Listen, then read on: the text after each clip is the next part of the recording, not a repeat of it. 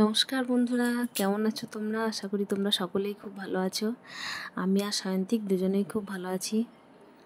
তো সকাল সকাল দেখো একটা জিনিস দেখে খুব মনটা ভরে উঠলো। ফুলের ওপর প্রজাপতিটা এত সুন্দরভাবে বসে আছে,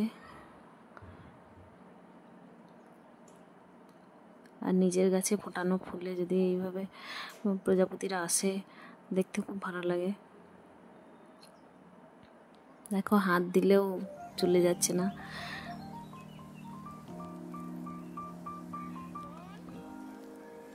সকাল সকালে এই দৃশ্য দেখে মনটা খুব ভালো লাগে। নমস্কার বন্ধুরা, আমি সুধা, এটা তোমাদের ছোট বন্ধু সায়ন্তিক। আমাদের মা ছেলের চ্যানেল হ্যাপি হ্যাপি মন ডেলি ব্লগ চ্যানেল তোমাদের অনেক অনেক স্বাগত। সবার প্রথমে বড়দের চরণে কোটি কোটি প্রণাম আর ছোটদেরকে অনেক ভালোবাসা।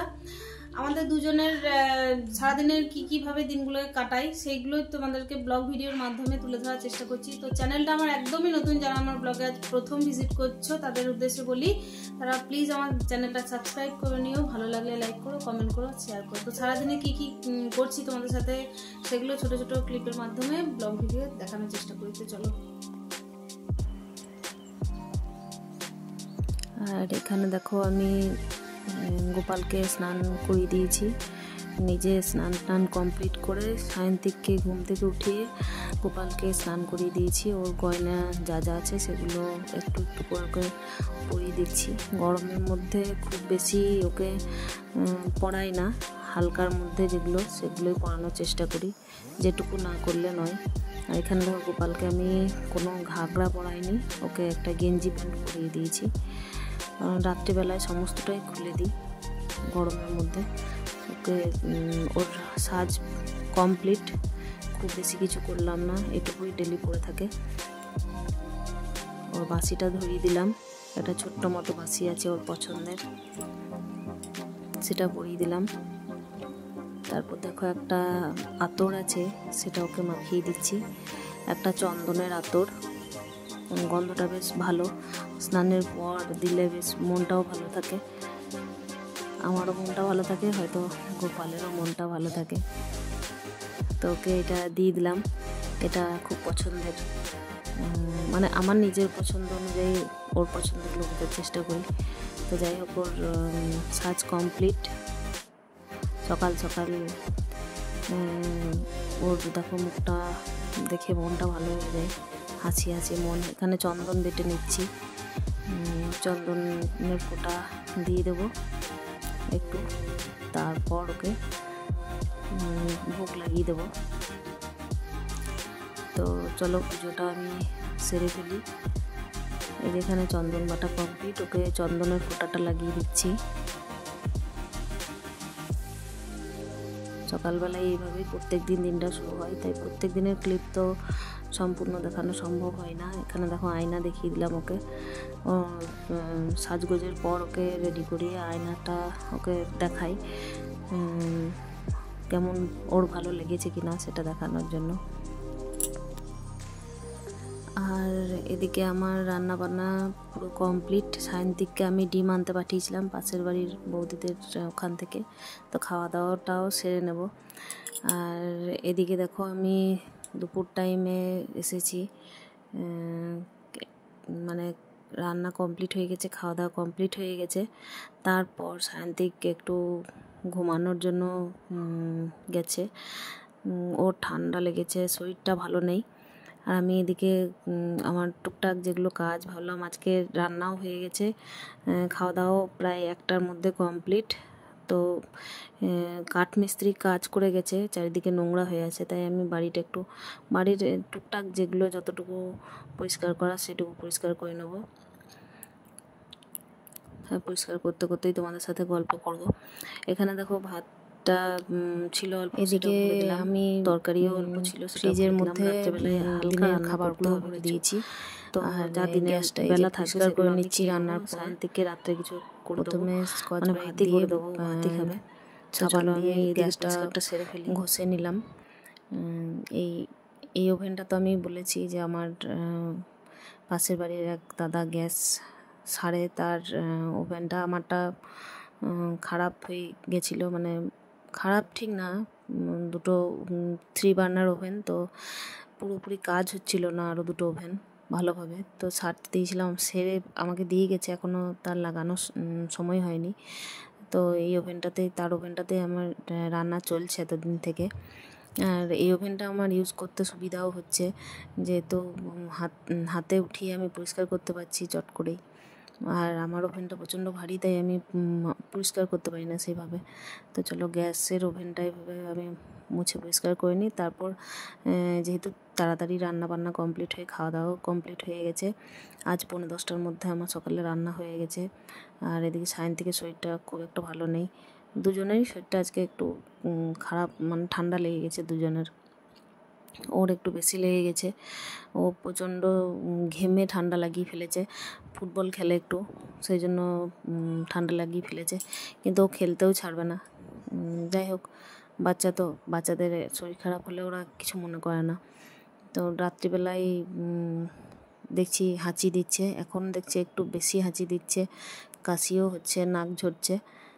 তোকে শুতে বলেছি, আর আমি এখানে আওয়াজ না করার চেষ্টা করছি, হালকা হাতেই কাজ করছি যাতে ও শব্দ না পাই। আর এখানে দেখো রান্নাঘরের বেসিনটা আমি ধুয়ে নিচ্ছি। এখানে আমার সেইভাবে ভালোভাবে হাত যায় না, এই যে ফিল্টারের ওয়েস্টের জল যেটাতে যায় সেই পাইপটা খুব ডিস্টার্ব করছে, পরিষ্কার করতে দিচ্ছে না ভালো করে। তো দেখো এখানে সিঙ্কটা পরিষ্কার করে নিলাম যতটুকু পারা গেল। এটা ডেলি পরিষ্কার করা আমার হয় না, মানে এমনি জল দিয়েই আমি ধুয়ে দিই, মাঝে মধ্যে স্কচ ব্রাইটটা ঘষে তারপর পরিষ্কার করি। তো আজকে যেহেতু সব কিছু তাড়াতাড়ি হয়ে গেছে, সেহেতু পরিষ্কারটা আমি করার সময়টা আরও বেশি করে পেলাম। সায়ন্তিককেও 1টার মধ্যে খাওয়া দাওয়া কমপ্লিট করে দিয়েছি। সব দিন তো সব কিছু সম্ভব হয় না, যেদিন যেটা সম্ভব হয় সেটা করি, যেদিন যেটা এনার্জি পাই সেটা করার চেষ্টা করি। এবারে দেখো বাড়িতে যেহেতু চিমনির সিস্টেম এখনও পর্যন্ত, মানে চিমনি সিস্টেম করা আছে কিন্তু এখনও পর্যন্ত চিমনির কোনো ব্যবস্থা হয়নি, সেই জন্য প্রচণ্ড তেল আঠা বসে যায় উপরে। তাই রান্নার পর আমি এই রান্নার পিছনের দেওয়ালটাও একটু করে পরিষ্কার করে দিই, যাতে তেল আঠাগুলো একদম ফিক্সডভাবে বসে না যায়। আর যেখানে ফিক্সডভাবে বসে যায় সেটা পরিষ্কার করতে খুব কষ্টই হয়। তো এখানে সেহেতু আমি মুছে নিচ্ছি, প্রথমে স্কচ ব্রাইট দিয়ে ঘষে নিয়েছিলাম, তারপর আমি এই যে জল কাপড় করে মুছে নিচ্ছি। বাড়ির ক্লিনিং করতেই সামান্য ক্লিনিং করতেই আমি তোমাদের সাথে ভিডিওটা শেয়ার করলাম। যা যা সারাদিনে করি, প্রত্যেক দিনের একই ভিডিও, রান্না খাওয়া, সেটা দেখালে তোমাদের হয়তো ভালো লাগবে না, তাই এর বাইরে যেগুলো টুকটাক করি সেগুলো তোমাদের দেখানোর চেষ্টা করছি। আর এদিকে ওই পাশে রান্নাঘরের সমস্ত পরিষ্কার করা হয়ে গেছে। এদিকে ফ্রিজটাও মাঝে মাঝে পরিষ্কার করেছি, কিন্তু যেহেতু আজকে ভাবলাম সব কিছুই তাড়াতাড়ি হয়ে গেছে, তাই আমি মোটামুটি যতটুকু সম্ভব ততটুকু পরিষ্কার করে নেব। আমাকে এই যে এই কাপড় দিয়ে আমি পরিষ্কার করছি ফ্রিজে। দেখো সামান্য এটা কালো রঙের ফ্রিজ, তাই একটু ধুলো বসলে প্রচণ্ড নোংরা দেখায়।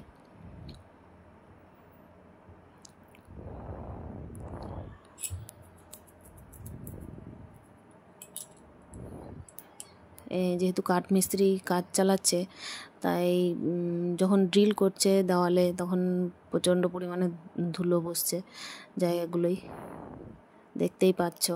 দেখে মনে হচ্ছে যে দূর থেকে হয়তো পরিষ্কার আছে, কিন্তু না, প্রচণ্ড ধুলো বসছে জায়গাগুলোই। কালো একবার পরিষ্কার করা হয়েছে, কিন্তু আবার আজকেও নোংরা বসেছে। তো যতটুকু পারা যাচ্ছে আমি ততটুকুই করে নিচ্ছি, তাড়াতাড়ির মধ্যেই করার চেষ্টা করছি, যেহেতু খেয়ে দিয়ে আমাকেও একটু রেস্ট নিতে হবে, তা নাহলে শরীর খারাপ করবে। না ঘুমালেও দুপুরের টাইমে একটু, গরমের দিনে একটু রেস্ট নিলে শরীরটা ভালো থাকে। এখানে বেসিনের আয়নাটা পরিষ্কার করে নিলাম।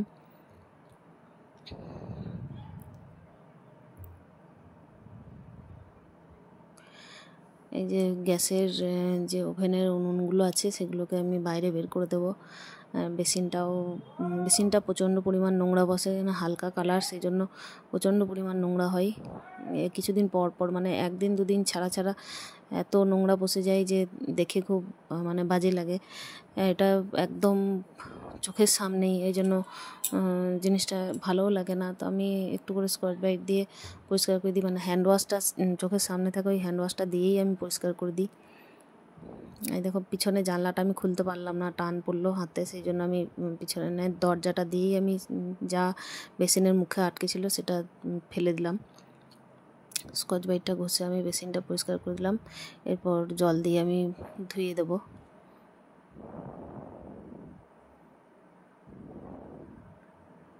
এডিটিং থেকে শুরু করে ভিডিও ক্লিপগুলো তোলা সমস্তটাই নিজের হাতে, তাই ভুল ত্রুটি হলে তোমরা একটু মানিয়ে গুছিয়ে নিও। কেন কি প্রথম দিকের ভিডিও আমরা যে কাজগুলোই প্রথম দিকে করি সেগুলোকে আমরা শেখার চেষ্টা করি, শিখতে শিখতে যতটা সম্ভব সেটাকেই প্রয়োগ করি। তো হয়তো এ থেকেই আরও শিখবো, প্রত্যেক দিন কিছু না কিছু শেখার চেষ্টা করছি। মুখের মধ্যে দেখো বেসিনের কলের মুখের মধ্যেও প্রচুর নোংরা হয়েছে, তো এটা পরিষ্কার করে নিচ্ছি।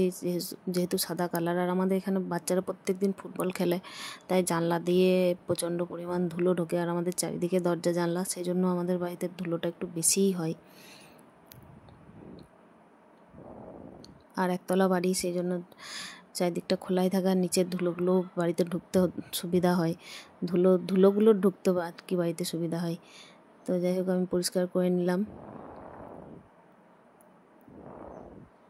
ডেলি ভিডিও এডিট করার সময় মনে মনে ভাবি, জানি না হয়তো ঠিকঠাক করতে পারছি কি না, কারো পছন্দ হবে কি না। তারপর তোমাদেরকে নিজের ভেবে সেগুলোকে শেয়ার করেই দিই যে না, ভুল করলেই মানুষ শিখতে পারে, ভুল করাটা কোনো অন্যায় নয়।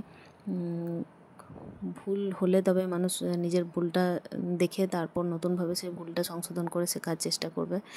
তো আমি ভুলের মাধ্যমেই নিজের সব কিছু হয়তো চেষ্টা করছি ভুলটা না করার, কিন্তু তাই বলে ভুল করব ভেবে ভিডিওটা আমি একদম আপলোড করব না সেটাও ভাববো না।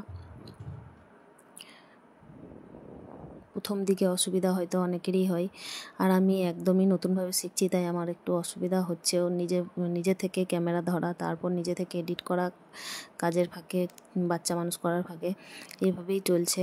আর দেখো সিঁড়ির রেলিংগুলো আমি মুছে নিচ্ছি। রেলিংগুলো আমি মুছতাম না, কিন্তু পাড়ার এক কাকিমা, যেহেতু আমাদের সন্ধ্যের টাইমে হরিনাম সংকীর্তন হয়, তো পাড়ার এক কাকিমা আমাদের বাড়ি থেকেই ঠাকুরদের নিয়ে যান। তো বলছে, সুধা তুমি রেলিংগুলো মাঝে মধ্যে কেন মুছে দাও না, প্রচণ্ড চ্যাটচ্যাট করছে। তো সেই হিসাবেই আমি মুছে দিচ্ছি রেলিংগুলো। আর এখানে কলিনটা খুব সাহায্য করেছে আমাকে পরিষ্কার করতে। রেলিংগুলো যে এত সুন্দরভাবে মোছা হবে বুঝতে পারিনি। কলিনটা দিয়ে একদম একবার দিচ্ছি, একদম আঠার মতো যেগুলো লেগেছিল সেগুলো সমস্তটা কাপড় দিয়ে মুছে চলে আসছে। মানে খুব ভালো পরিষ্কার হয়েছে, মানে পরিশ্রম করতে হয়নি কলিনটা দেওয়ার জন্য। দেখেছিলাম মিস্ত্রিরা যখন কাজ করছিল তখন বলেছিল কেরোসিন দিয়ে মুছতে, কিন্তু কেরোসিনটা এখন পাওয়াও যায় না, সম্ভব হয় না, তো কলিন দিয়েই মুছলাম। এর আগে সার্ফ জল দিয়ে মুছেছিলাম, কিন্তু তার তুলনায় দেখলাম যে কলিনটা বেশি কাজে দিল। আর দেখো ছাদে কাপড়গুলো আমি মিলতে যাইনি, এখানেই মেলা ছিল, তাই এখানেই মিলে দিলাম ভালোভাবে। এখন শুকিয়ে যায়নি, শুকিয়ে গেলে আবার নিচে নিয়ে এসে আমি ভাঁজ করে পরে রেখে দেবো।